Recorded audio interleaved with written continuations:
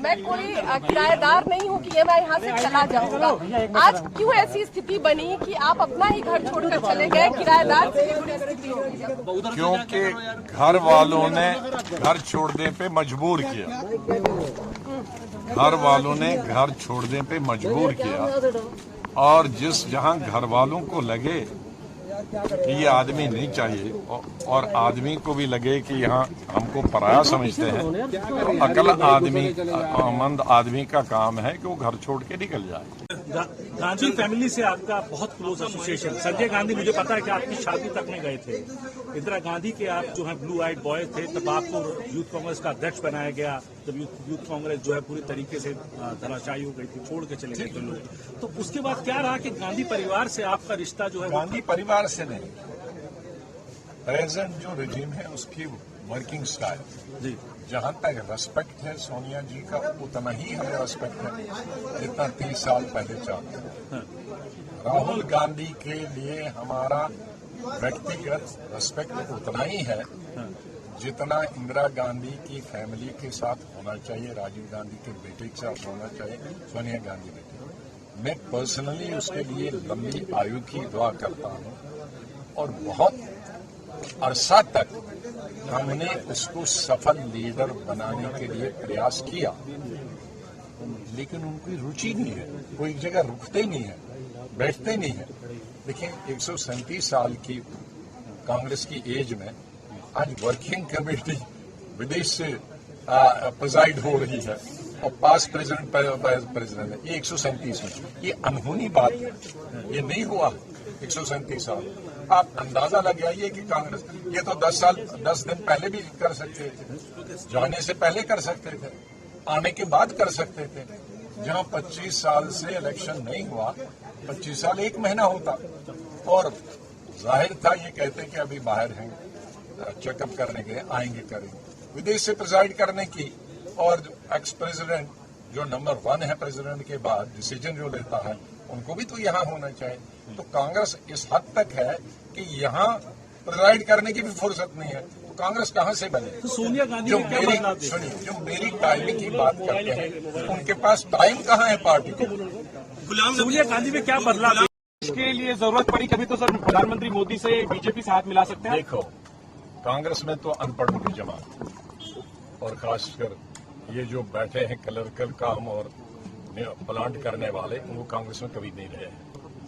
उनका काम है प्लांट करने के लिए, उसी की खाते हैं, उसी में एमपी बनते हैं, उसी में कैबिनेट मिनिस्टर बनते हैं और उसी में चेयरमैन बनते हैं कमेटी। एबीसी जिसको जम्मू कश्मीर का मालूम है, मैं बीजेपी की कॉन्स्टिट्यूंसी में 1 वोट नहीं बढ़ा सकते, वो मेरी कॉन्स्टिट्यूंसी में आधा वोट नहीं बढ़ा सकते। ये अगर किसी को जम्मू कश्मीर की हिस्ट्री और पॉलिटिक्स मालूम है, उसका मालूम है। जो ये कहते हैं कांग्रेस और गुलामी ये हो जाएंगे 6 महीने, उसका मालूम है कि उनका दिवालिया निकल गया है, उनको जम्मू कश्मीर के मालूम है। हमारी अलग कॉन्स्टिट्यूंसी, उनकी अलग कॉन्स्टिट्यूंसी, और वो कौन सी कॉन्स्टिट्यूंसी आपको मालूम है? सर पोस्टपोल अलायंस हो सकता है? अरे पोस्टपोन किसको आता है? जी, पार्टी में दूसरी पार्टियां भी तो हैं, मैं अकेली पार्टी हूँ, मैं तो अभी जन्म ही ले रहा हूँ। तो उस वक्त क्या स्थिति होगी? अभी यह है जो कांग्रेस, देखो इन 1 साल में हमारे 3 सिटिंग एमएलए भाग गए, जिनमें 2 कैबिनेट मिनिस्टर थे। हमारे 90% डिस्ट्रिक्ट प्रेसिडेंट भाग गए इस 1-1.5 साल, 90%।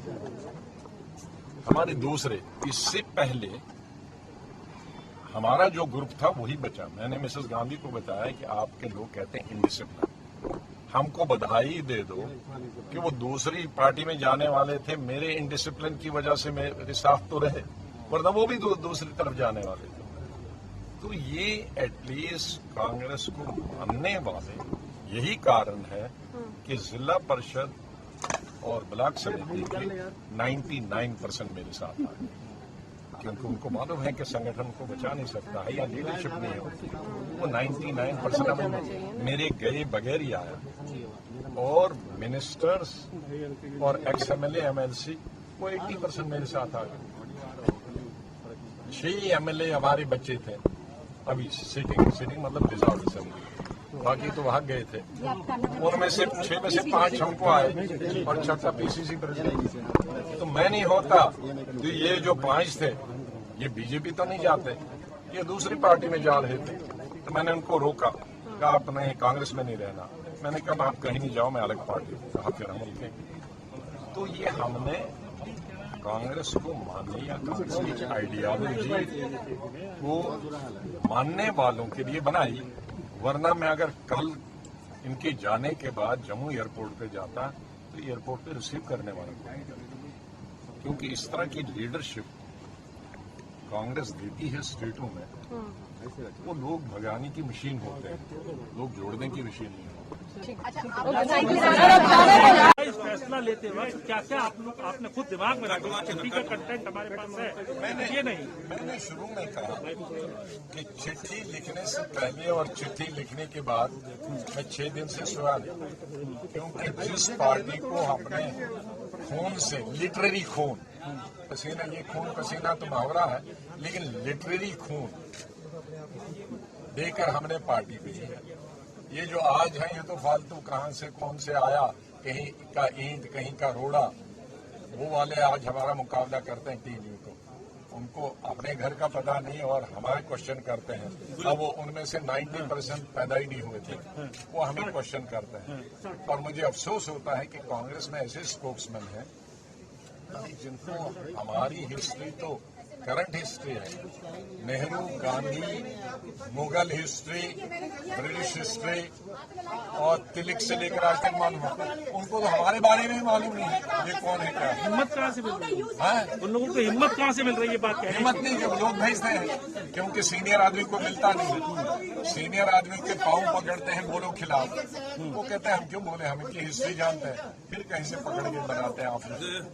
गांधी फैमिली से आपका बहुत क्लोज एसोसिएशन, संजय गांधी मुझे पता कि उस स्पीच की कंटेंट्स पढ़े, जो स्पीच मोदी साहब ने की, उसने मेरे लिए नहीं लोया कि गुलाम नबी जाएगा हाउस से तो मेरा खाना हजम नहीं होगा। उसने एक घटना के बारे में बात की। शुक्र करिए, मैं मोदी साहब को समझता था बड़ा क्रूड आदमी है, शादी नहीं की है, बच्चे नहीं है, बीवी है, तो इसको कोई परवाह नहीं होगा। लेकिन कम से कम इंसानियत तो उसने दिखाई। जब मैं चीफ मिनिस्टर था कश्मीर में और गुजरात की टूरिस्ट बस पे गाड़ी के अंदर, नॉर्मली गाड़ी के बाहर लगता है ग्रेनेड, शीशा खुला था तो ग्रेनेड गाड़ी के अंदर बस्ट हुआ, तो लोग ऑन स्पॉट मर गए, किसी टांग नहीं थी, किसी की यहाँ नहीं थी, जख्मी हो गए। तो जब सीएम का गुजरात का फोन आया तो आई वॉज क्राइंग, रो नहीं रहा था, क्राइंग जोर जोर से, तो मैं रो रहा था। तो मोदी साहब ने फोन मेरे ऑफिस वालों ने कान में दिया, तो मैंने कहा भाई मैं बात नहीं कर सकता हूँ। तो उन्होंने आवाज मेरे रोने की सुनी, तो फिर मैंने उनको यही कोई कहा तुम उनको बताओ मैं अभी बात नहीं कर सकता, मुझे पहले इनकी टांगें बाजू जमा करने दो, अस्पताल में इनकी स्टिचिंग करने हैं, जो बच्चे हैं उनको इलाज करना है, जख्मी हुए हैं। फिर दिन भर वो किया, फिर पीएम दिन भर, सीएम दिन भर फोन करते थे कितने मरे, कितने जख्मी होंगे, कैसे भेज रहे हो। पीएम से मैंने जब फोन किया कि मुझे 2 जहाज चाहिए, एक में जख्मी भेजने हैं और एक में मुझे जिंदा ये लाशें भेजनी। जब मैं 4 बजे फिर उनको सियाफ करने गया जहाज में, तो लोगों ने फिर रोना, मेरी टांगें, नाराजगी नहीं दिखाई ना। किसी बच्चों ने कहा मेरे बाप दे दो, पिताजी दे दो, किसी ने कहा मेरे पति दे दो या बीवी दे दो। तो मैं फिर फूट के रोया, जो किसी की टेलीविजन ने दिखाया भी है। फिर उस वक्त पीएम ने आया, ये सीएम गुजरात का फोन आया, अरे स्टार्ट हो गया। मैं बोल नहीं सकता, उसी चौक में मैं जब रहा था तब देखा। उसको देखकर उन्होंने किया तो ये कौन सी बुरी बात, ये मेरे लिए नहीं, उस